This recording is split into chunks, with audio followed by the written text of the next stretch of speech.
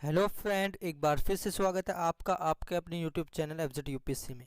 तो फ्रेंड, पिछली वीडियो में हमने देखा था कि किस तरीके से जो बाबर था, जिसका नाम जन्म फरगना में हुआ था, किस तरीके से उसने काबुल विजय की, किस तरीके से उसने कंधार विजय की, किस तरीके से उसने पानीपत को जीता और किस तरीके से उसने सिक्के को छपवाया। शाहरुख और बाबरी उसने सिक्कों को छपवाया और उसने अपने बाबरनामा में भी लिखा है कि उसने सिक्के छपवाए और उसने किस तरीके से समरकंद को जीता, फिर फरगना को जीता, फिर दोबारा से वो फरगना को हारा, फिर उसने समरकंद को जीता और किस तरीके से उसने भारत पर आक्रमण किए। उसने 5 आक्रमण भारत पर किए और किस तरीके से उसे बुलाया गया भारत में दौलत खां और राणा सांगा के द्वारा इब्राहिम लोदी को हराने के लिए, क्योंकि वो सोच रहे थे कि इब्राहिम लोदी को हराकर वो बाहर से चला जाएगा। लेकिन उसने दिल्ली सल्तनत की पूरी नींव रखी और मुगल सल्तनत की नींव रखने वाला बाबर ही था।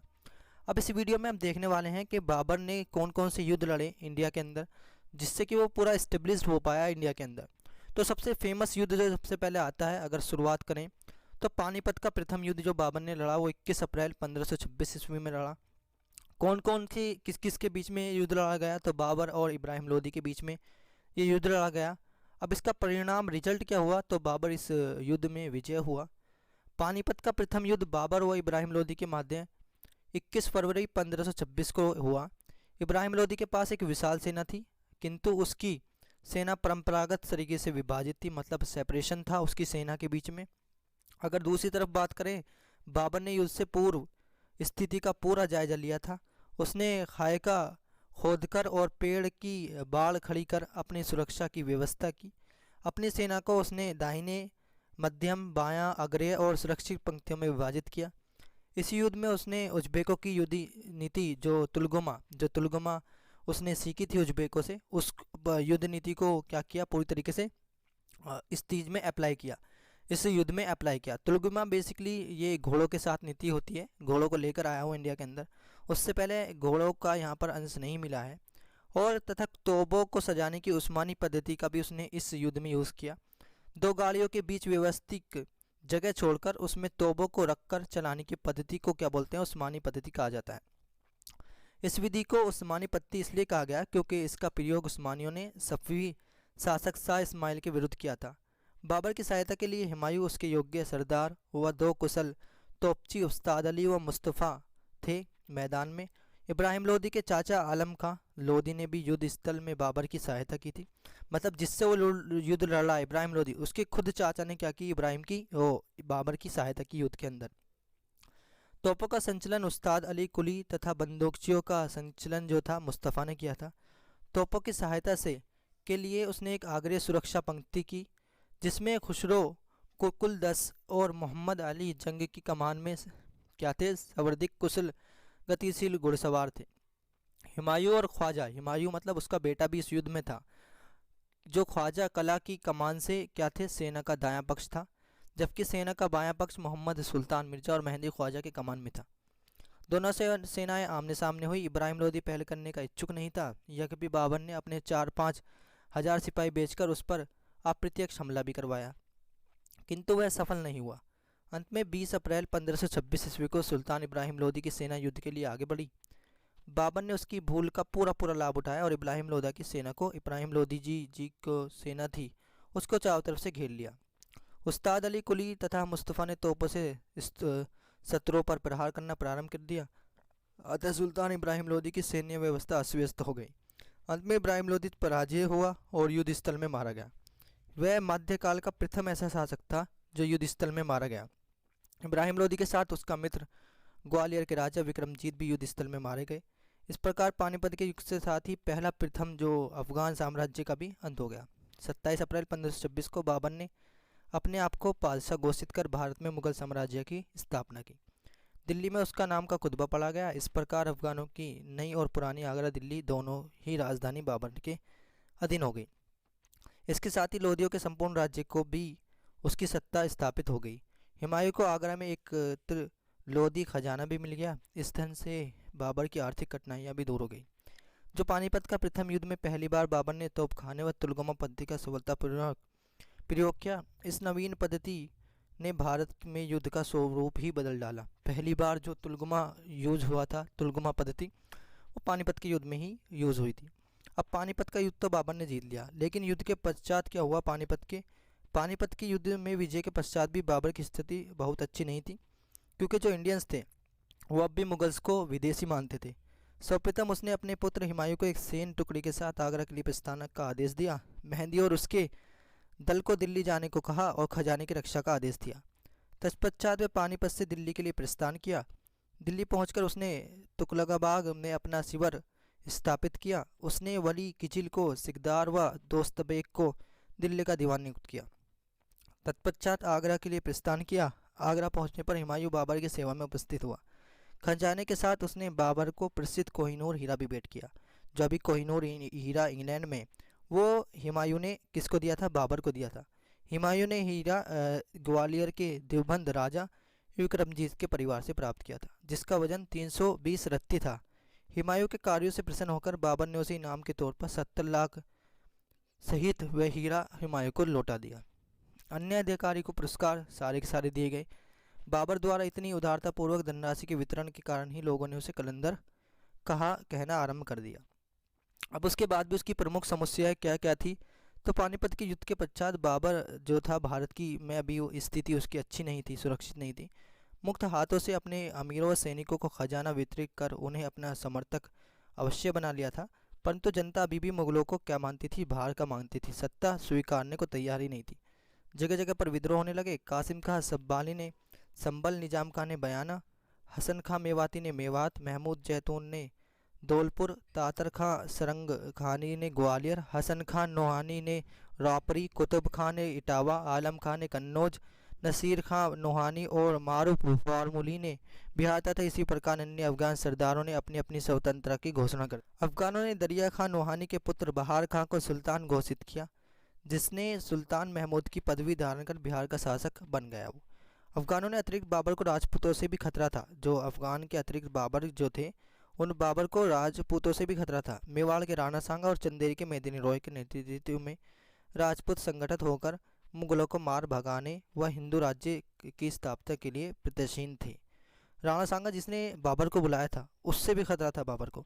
अपना प्रभाव आगरा के निकट पीलिया खार नदी तक बढ़ा लिया था उसने। उसके अतिरिक्त बाबर ने अपने सैनिक भी ग्रीष्म काल में भारत में रुकने को तैयार नहीं थे, क्योंकि जो वो था बाबर, वो मिडल ईस्ट कंट्री से आया था। वहाँ पर इतनी गर्मी नहीं होती थी, जबकि इंडिया में गर्मी होती थी। बिल्कुल ग्रीष्म काल था।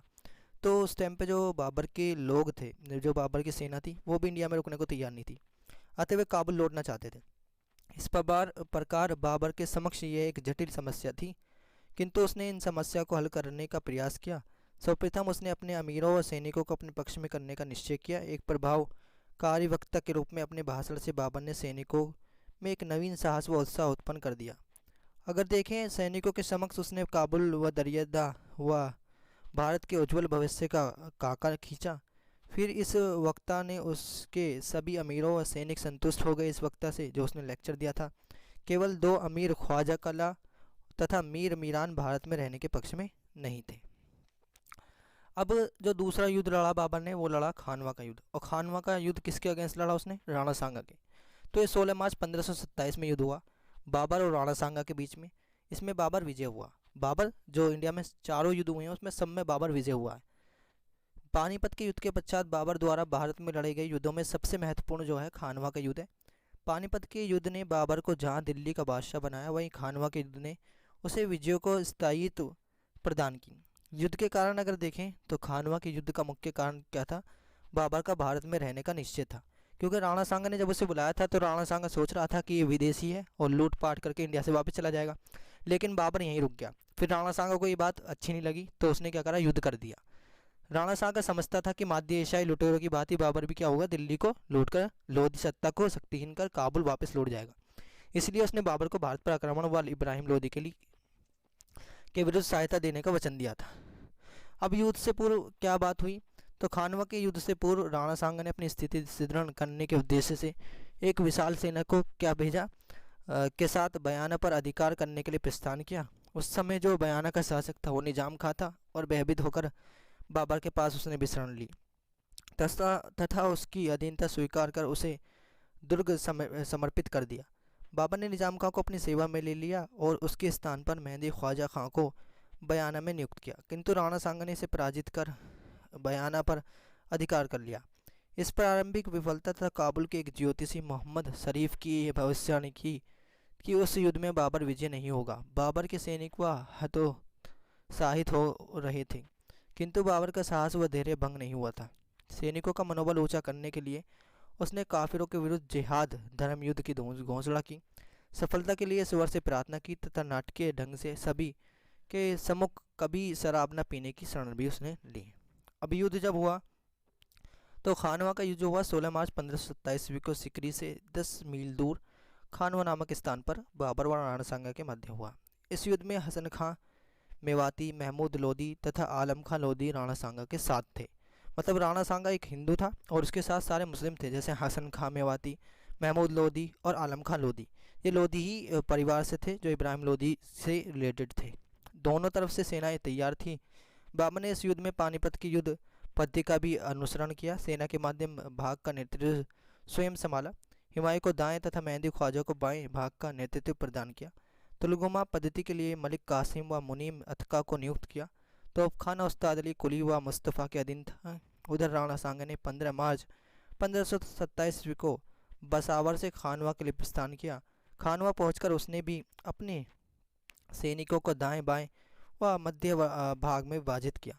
इस युद्ध में सैनिकों के विषय में विद्वानों में मतभेद है। रशबुर्ग विलियम के अनुसार अगर बात करें तो बाबर और राणा सांगा के सैन्यों का जो अनुपात था वो 1:8 था, तथा जबकि एल श्रीवास्तव के अनुसार यह अनुपात 1:2 था। ये सब आपको याद नहीं रखना है। इसका परिणाम क्या हुआ युद्ध का? तो खानवा के युद्ध में विजय बाबर के जीवन में एक नए अध्याय का आरंभ हुआ, नए चैप्टर का आरंभ हुआ।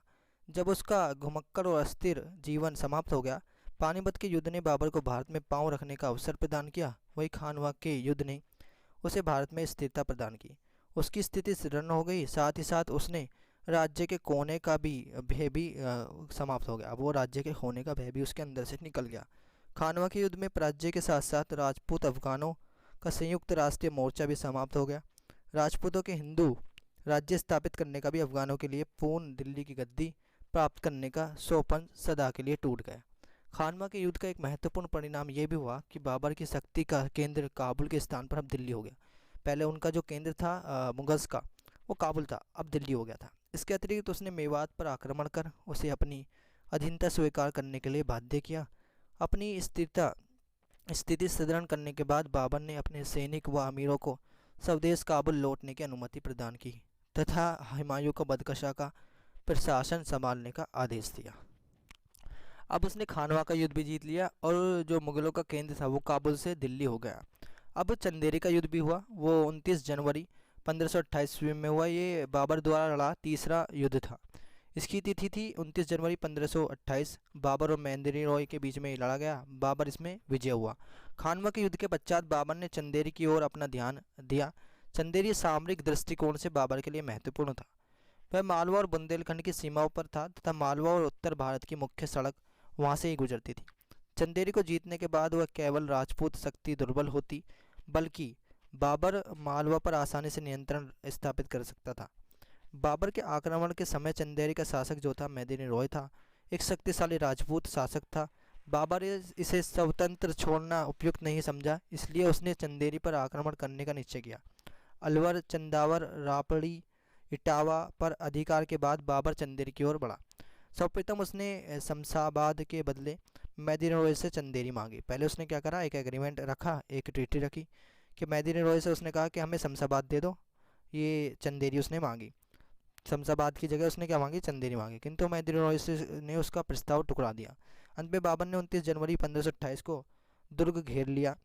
मुगलों को शक्तिशाली देखकर राजपूत स्त्रियों ने जौहर कर लिया तथा राजपूतों ने वीरतापूर्वक बाबर का सामना किया। जौहर बेसिकली क्या होता है, जब कोई राजा आक्रमण करता है तो वहाँ की जो महिलाएं होती हैं अपोजिट साइड की, वो क्या कर लेती हैं, अपने आप को आग में डाल देती हैं, उसे बोलते हैं जौहर।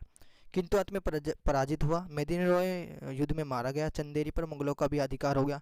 चंदेरी का दुर्ग मालवा के शासकों के वंशज अहमद शाह को सौंप दिया गया।